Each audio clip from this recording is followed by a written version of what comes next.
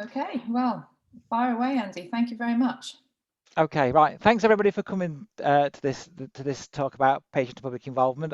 This is a group effort. So my name's Andy Gibson. I'm associate professor in public involvement, and I work at University of West England. And Mike Bell and Darren Bagnall and Noreen will also be contributing, and they'll introduce themselves as we come along to their bits.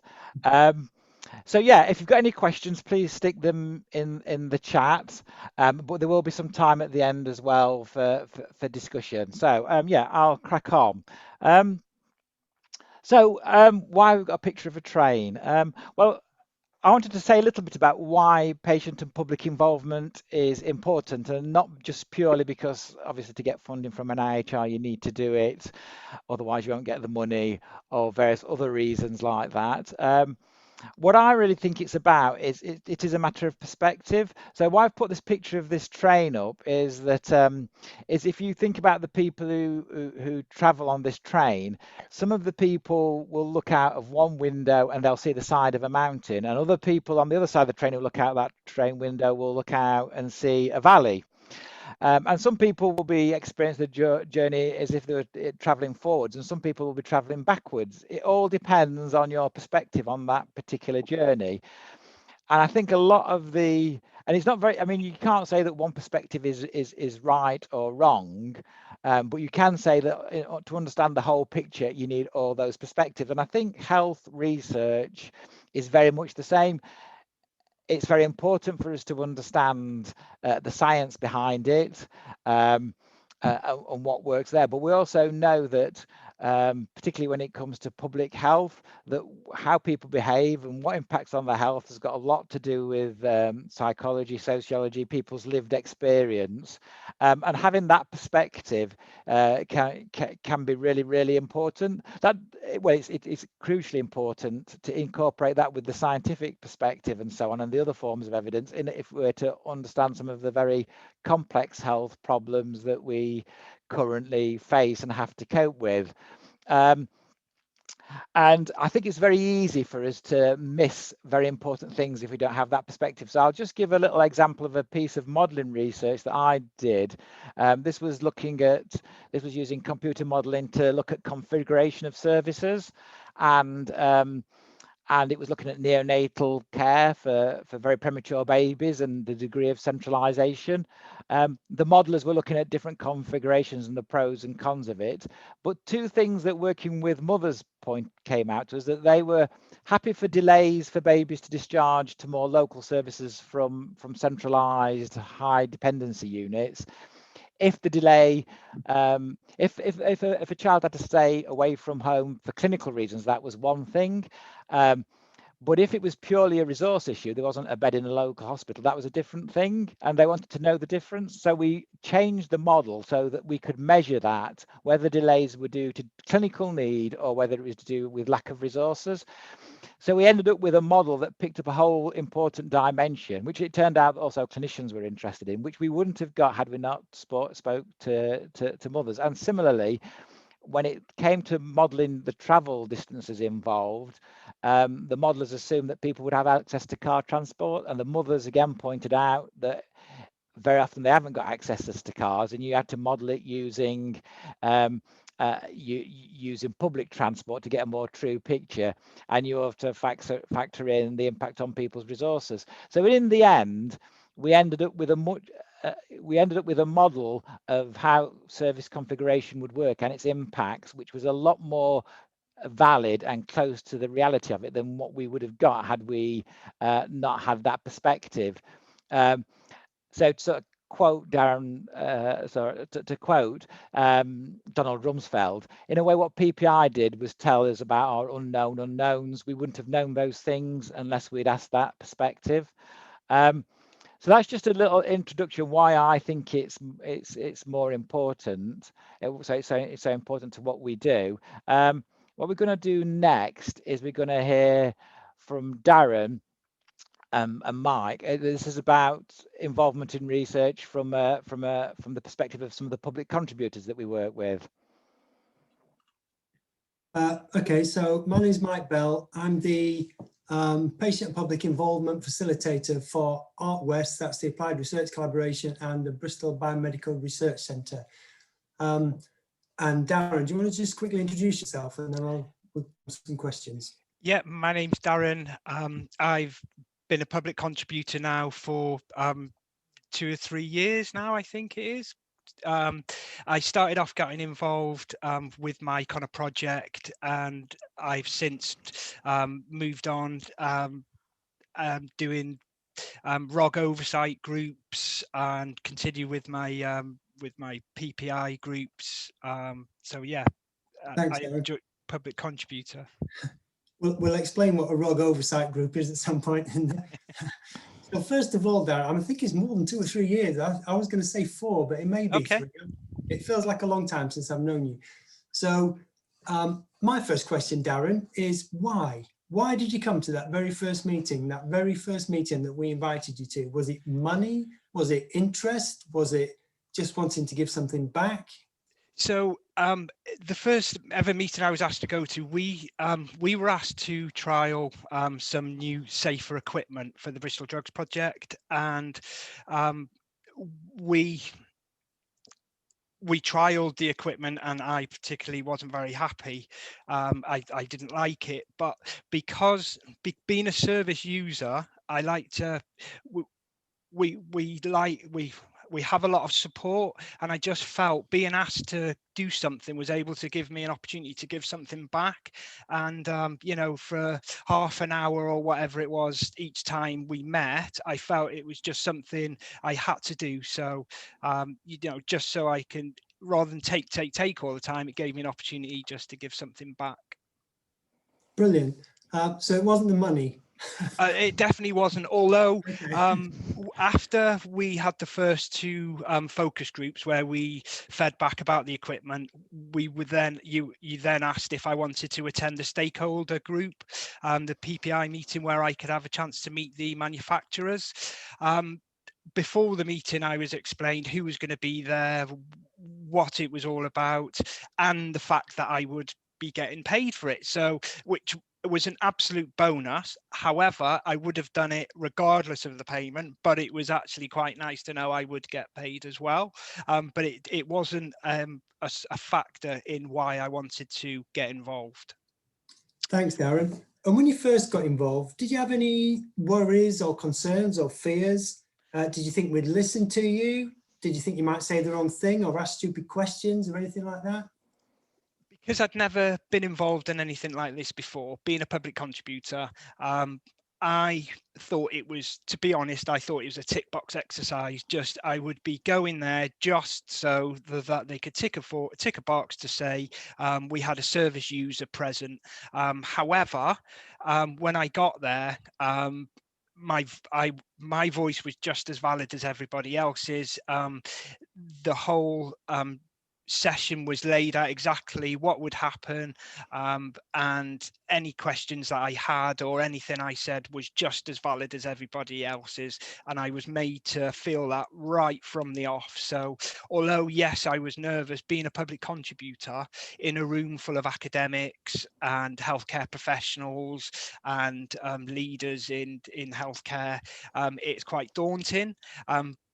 So although I was worried and did have concerns, it definitely wasn't like that, and I was listened to.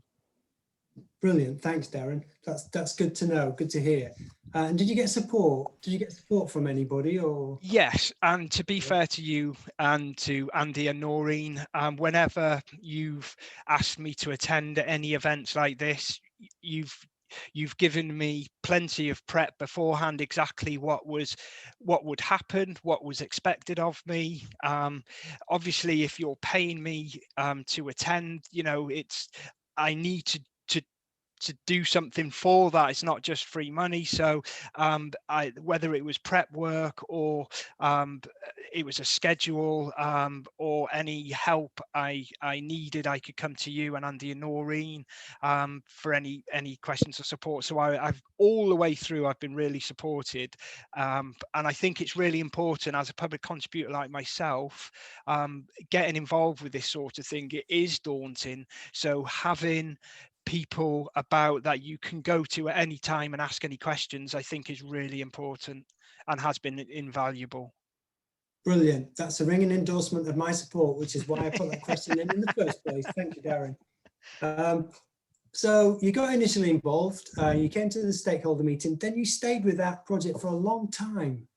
Why did you stay for it for so long? What did you get out of it? What did they get from you, do you think? So after the stakeholder meeting, it was decided in order to launch this new safer injecting equipment, they needed to get the messages out to the service users, the whole reason for using this new equipment.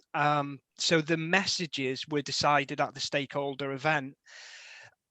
We agreed at the event what sort of material we would use, what sort of medium we would use to get the message out to the service users. So that was leaflets, posters, a short film. And I was asked if I wanted to be part of the group that actually designed the artwork. And I just thought it was a fantastic opportunity.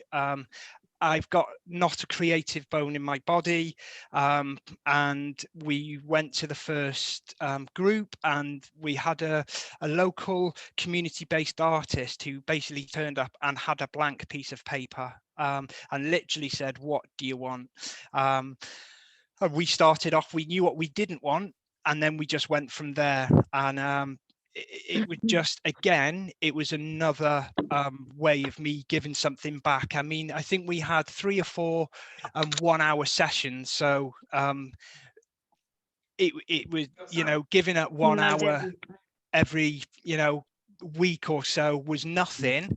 But compared to what we actually produced at the end, filled me full of pride. I never thought in a million years we would ever be able to produce anything like we did. And it's something I can be proud of. Yes, the subject matter, it can be embarrassing to some of us, but it was designed for service users by service users, and the quality of the artwork that we produce, and don't get me wrong, you know, we were the ones who put all that together. It wasn't the artist was drawing any of it. We were the one. Yes, there was templates, but we put that stuff together, and we are so proud of what we produced. Brilliant. Thanks, Darren. I've got one more question, just one quick question. When we find someone like Darren, we take complete advantage of them. We make the most of them. We don't ever let them off the hook. So since then, you've been involved in helping us put together these kind of workshops, doing the kind of thing you're doing now. And you've also got involved in ArtWest's prioritization process, looking at how to prioritize what we study and what we're going to research. How did that feel?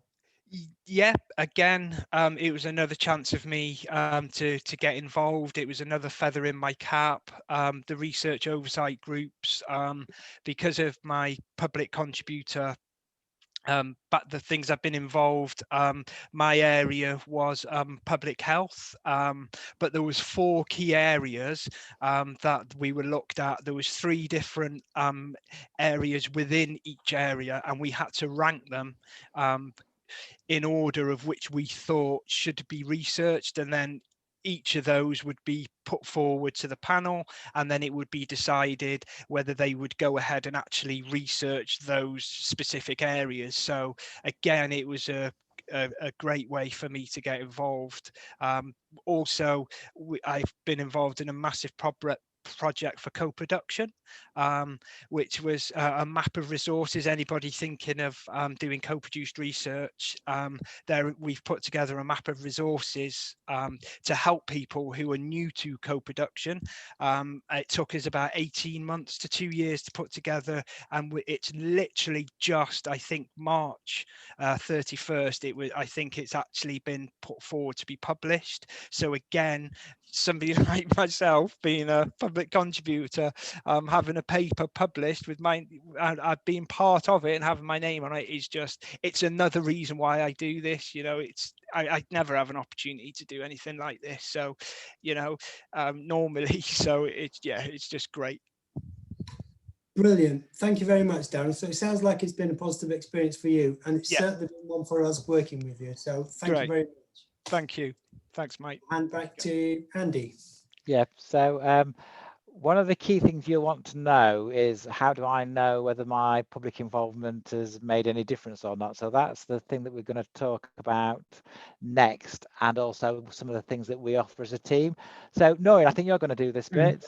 Yeah, so my name's Noreen Kelly, and I'm the PPI lead working with Andy and Mike at the HPRU in Bristol. So we're part of a collaboration, our HPRU, with a organisation called People in Health West of England, and collectively we work across the Southwest to share and learn and develop PPI. So our HPRU benefits from being a stakeholder in that, and as a result we can probably offer more resources than a lot of HPRUs. We're very, very lucky here, but I would say that for people who are listening from different HPRUs, you will have a PPI lead within your HPRU. There's a national PPI network for the different leads, and we do all work together as well. So a lot of what this team offers is already being disseminated across the HPRUs through that network. So just to kind of do a little whistle-stop tour of what we do offer within our HPRU is, as I said, the collaboration with People in Health West of England. So we work with our researchers to give them advice and help them to develop their PPI. It's not always obvious within our HPRU where PPI fits in. It's always easier to find a route for public involvement where there's a kind of clinical facing issue or a support group around different conditions. And sometimes our work's a little bit more abstract. So it's finding different ways of being able to embed PPI in a meaningful way. We work with our researchers on developing bids for creating innovative and meaningful PPI within their funding applications, signposting to development opportunities, and we have a database in Bristol through the PHWE with a significant number of public contributors. I think it's about 500. Mike will probably know more than I, but we can then circulate different involvement opportunities across our public contributors as well. It's a good first stop, and particularly if we need somebody with some experience to get involved quickly. And then we have different templates and resources available, amongst which I'm going to talk about in a second with evaluation. As everyone knows, NIHR are very committed now to us looking at evaluation of our PPI and identifying impact. So that's something we've been working on a lot within our HPRU. And also we deliver PPI workshops. So such as this, we do training workshops with our researchers and across other organisations and Darren has helped us deliver those so that we get a really good collaborative approach to that. So Andy, could you go to the next slide, please? So some of the resources I said that we have created around evaluation, we've been working on a evaluation log, which is a really simple, efficient way of collating the information around the different involvement that you might be developing. It's a way of recording what's happened, but it's also a way of reflecting on the work that you've done. So the idea of the involvement log is that both researchers and public contributors would complete them, and they'd do them after the activity, but then they would reflect on it. So it would be a working document that you would continue to return to as your work develops, and you can reflect on the different stages of the process, which will really help in the development of your evaluation and reporting on the impact. of your work. It also acts as a really simple way of stimulating conversation and discussion between researcher and public contributor on kind of what works, what doesn't work, and using it as a learning tool. And it's something that we've been trialing. We've trialed across or piloted across a few different research projects, and it's been really successful. People have really find it really useful, efficient, effective way of collecting information. And the public contributors that have used it have really enjoyed the right word, but they've really they find it a really useful way of firstly being able to keep a record of their work, but secondly of having a voice, so that when they share this with the researchers, gives them a sense of a voice of being able to actually contribute to the development of the public involvement. Can you move on, Andy? Andy, next slide. Sorry, it's just I'm trying to get it to go and it's not going for some reason. Just bear with me, it'll probably do it in a second. It's stuck. After dinner slump. Yeah, hang on a second.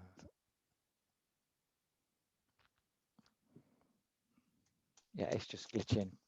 Sorry, folks. Can you close it and open it again? Yeah, I'll try that.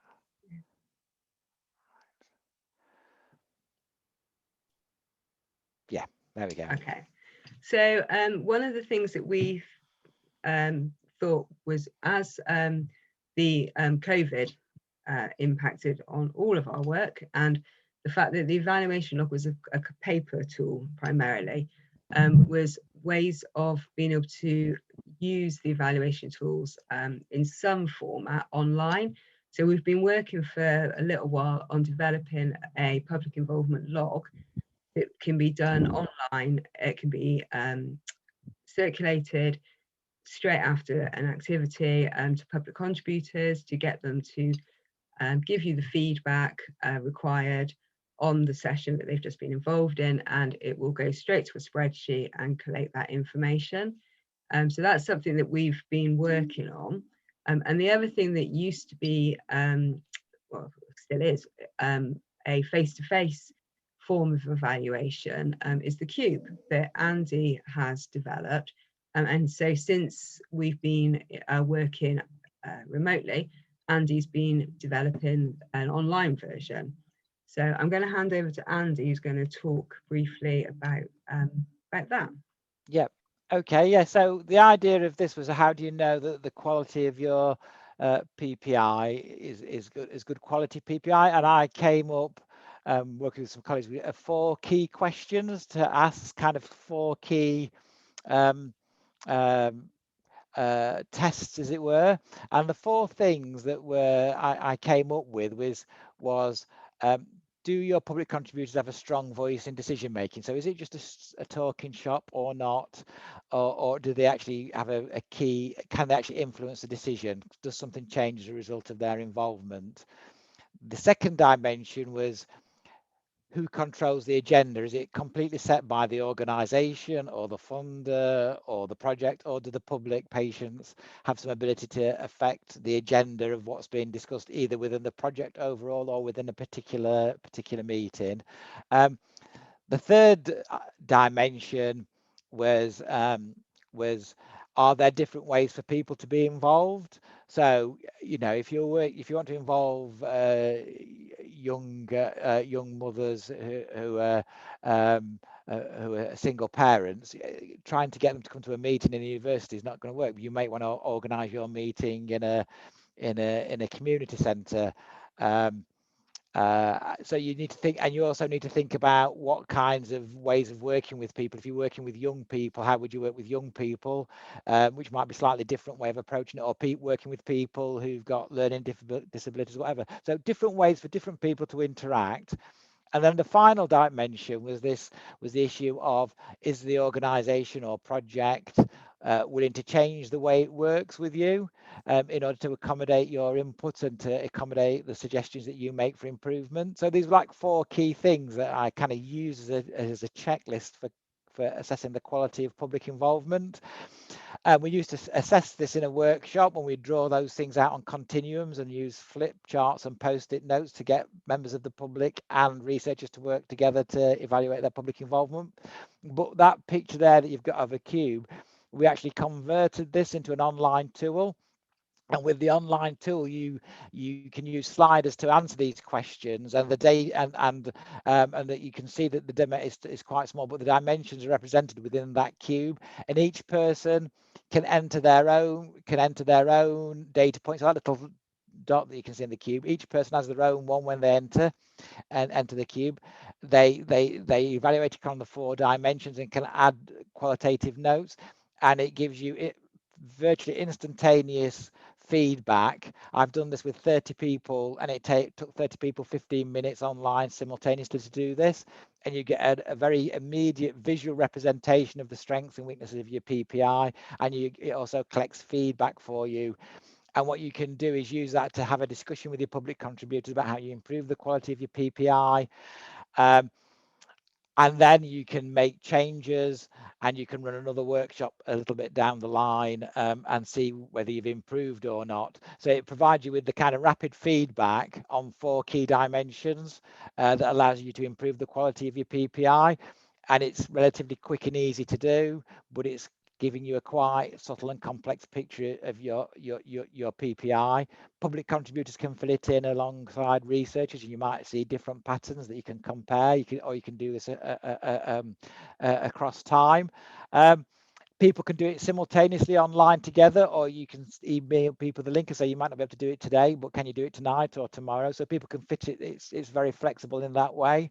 But it can be very useful to get you that very quick real-time feedback, and allows you to develop your PPI very rapidly and improve it. And it's basically it's very easy to use, and the visual representation it generates is very easy to understand. So that's another tool, and I think if you combine this kind of cube tool that helps you understand the quality with the kind of involvement logs and impact logs that Noreen's talked about, I think you've got some very easy to use tools that can allow you to assess the impact of your PPI and the process of your PPI in a way that is going to be practical, sometimes with limited resources, but actually is going to give you a good quality answer at the end of it as well. So that's that. So I think we've come to the end in terms of what we wanted to actually say. So I think we were going to go to questions now. Does anybody, Mike, Noreen, Darren, do you want to add anything else? I think the only thing to add is that, as I said, we're aware that people aren't all from our HPRU that are attending today, and I would encourage people to speak to your own HPRU PPI lead, or we would also, we're really happy to speak to anybody and signpost them to the right place and help where we can. There's obviously the national networks that you can access, so involve in NIHR, which will also have resources and signposting. But to always, you don't always need to know what you want to do, but if you are undertaking research, you should be thinking about PPI, and I would encourage you to discuss with somebody, so within your HPRU or within ours, or go online and start to really think about how you might do that at the earliest point possible. I mean, you can end up with somebody like Darren working with you, who it's just been brilliant. So that's what I want to add. I'll just stop the share so we can see people. Unfortunately, people, I've got to go to another meeting, but I think the rest of the team are going to stay around and answer any questions. So I hope you found that useful. And yeah, Darren and Noreen and Mike are going to hang around and answer questions. So okay, thanks. See you, folks. Thank you, Andy. Thanks, Andy. There are no questions in the chat at the moment, but if anyone does have any questions, they are welcome to either add them to the chat or just kind of shout them out. But I had a couple of questions, if I can start off. Firstly, obviously we're really fortunate in this area to have links into the People of Health West of England kind of collaborative. Is there similar things in other parts of the country that people can access, or is it? Do you know how it's set up in other areas? So there are other collaborations. There's a lot that are across universities, across HPRUs. There's I think for PHWE is quite unique. The fact that it has so many stakeholders. We work with Bristol Biomedical Research Centre, with ARC West, ARC now, sorry, with Bristol Health Partners, and there's a number of different organisations involved, and all of whom put funding into PHWE. So we are in quite a unique position, but I said there are other organisations that people can access and to look within their own for the collaborations that have taken place regionally. And also, as I said, that there are networks that are going on. So PPI leads will have different contacts across both national and regional. Mike, you with young persons. Yeah. Well, I was just going to answer the question in the chat box. Is that what you're alluding to? No. No, I wasn't, but. Okay, there's a question in the chat box from Taru. I can't see the rest of your name now. It's just gone off my screen. Taru Silvonen. I hope I've got your name right. How has the limitation of face-to-face meetings affected PPI over the last year? Do you have any tips, tools to allow those with limited access to technology to take part in PPI? Initially, for me anyway, PPI fell off a cliff when we first went into lockdown last March. We cancelled a few face-to-face meetings. I guess we were all concerned it may never happen for a long time. We may lose the whole public involvement. And in fact, what happened is it just changed slightly. I run a young people's advisory group, and we used to meet about 6 times a year with up to 15 young people. So we'd meet 6 times a year. In this last year, I think I've had about 30 to 35 young people's advisory group meetings online.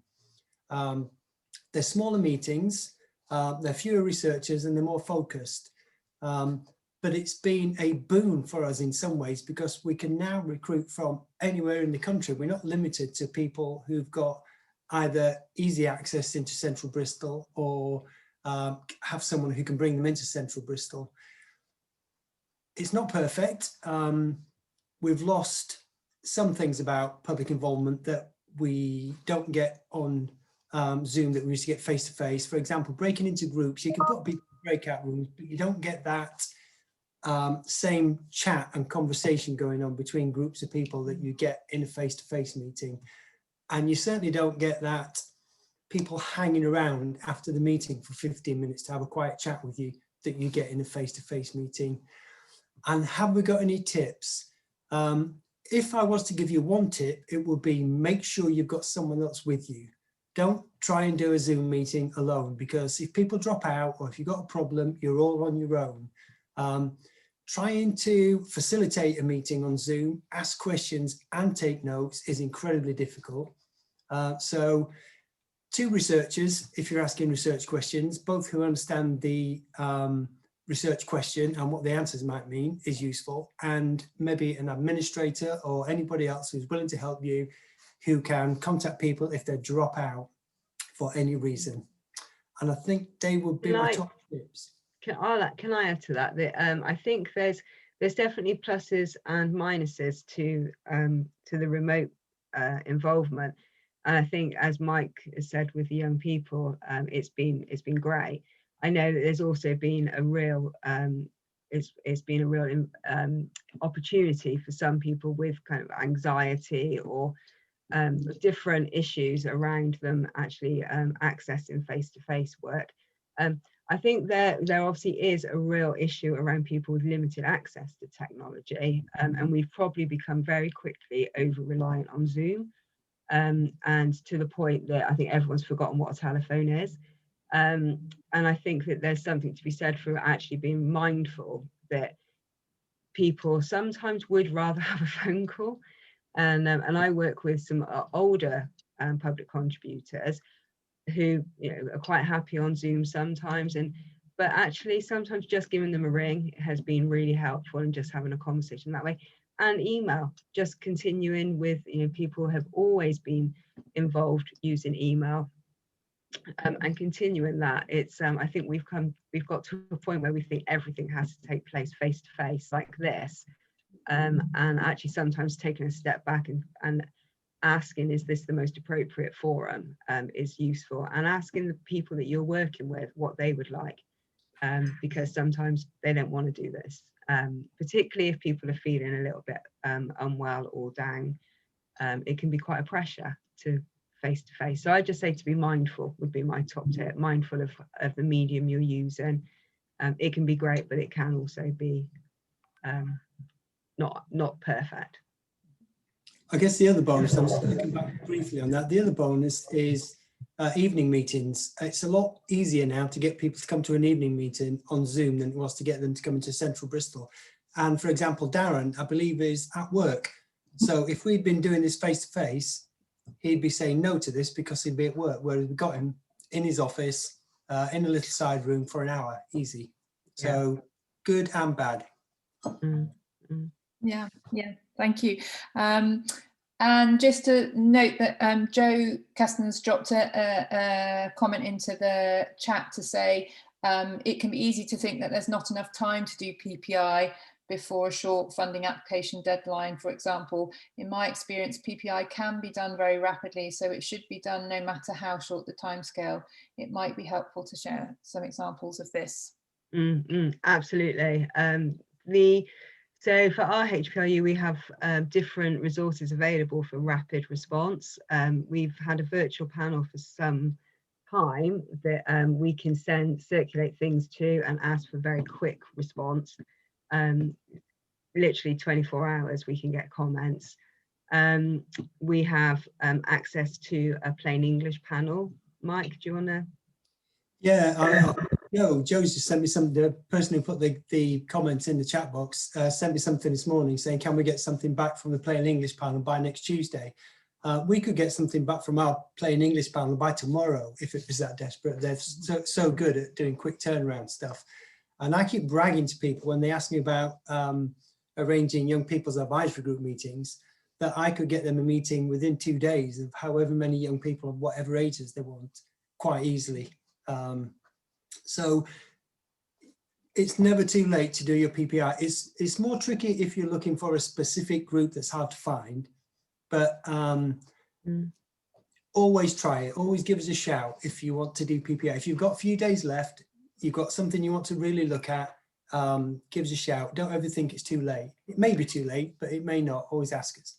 Absolutely. And even, and I think on a kind of, in other HPRUs, it's about being able to access resources as well. So if your own HPRU doesn't have a public involvement group that they can go to in short notice, they probably will know somebody else who does, and that you can access as a one-off.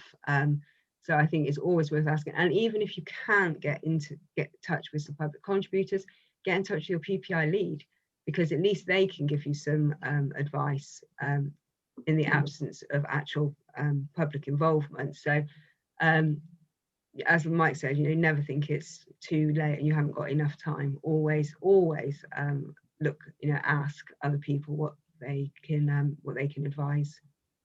Thanks, Joe, for that comment.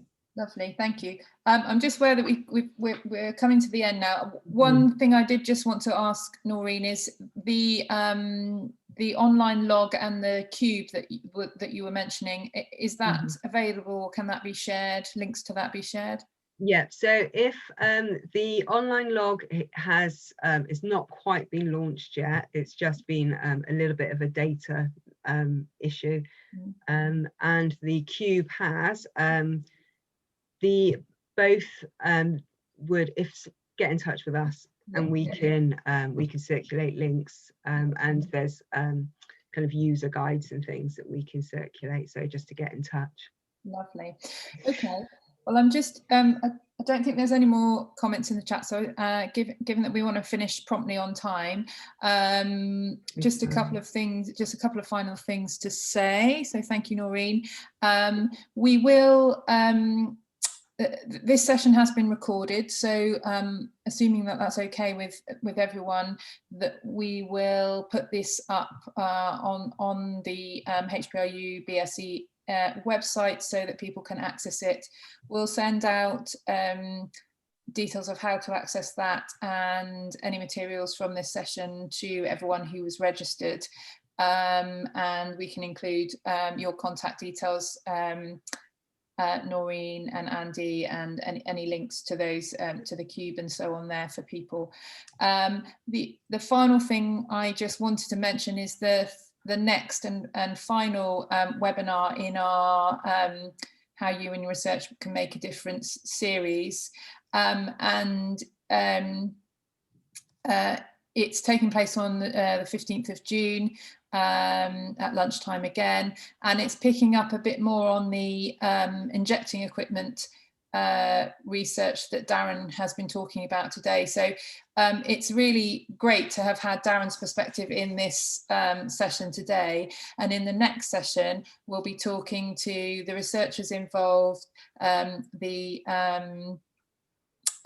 staff from Bristol Drugs Project, and also the policymaker and from Public Health England that we've been working with since the research to try and get the findings of the research that Darren contributed to, and the amazing materials and posters and things that he contributed to making, to reach a much wider audience across the whole of England. So we want to kind of bring on that story even further and give you an understanding of how research can really make a difference, and what we can learn from that for other research projects. So we will be circulating kind of more details on how to sign up for that session in due course, and with any communication that comes out following this webinar as well. So look out for the